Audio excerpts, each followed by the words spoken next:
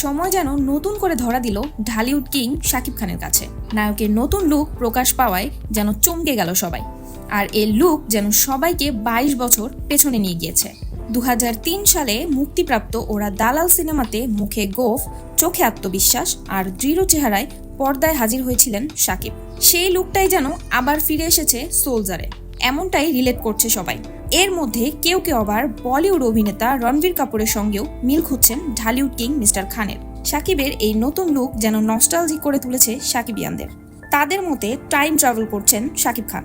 সম্প্রতি দেখা যায় রাজধানীতেই শুরু হয়েছে সোলজারের শুটিং। সোলজারের এই মিশনে শাকিব খানের সঙ্গী হয়েছেন ছোট পর্দার জনপ্রিয় মুখ তানজিন তিশা। শাকিব ফাহাদের এই সিনেমার গুরুত্বপূর্ণ চরিত্রে থাকছে তৌকির আহমেদ, তারিক আনাম খানের মতো গুণী ও শক্তিমান অভিনয়শিল্পীরা। এবার ঈদ মৌসুম ছাড়াই মুক্তি পাবেন এই সিনেমাটি। তো ভিউয়ার্স, সোলজারের এত এক্সাইটিং নিউজ পেয়ে আপনার অভিজ্ঞতা কি? এই সিনেমা সম্পর্কে আপনার মতামত কি? অবশ্যই কমেন্টে জানাবেন।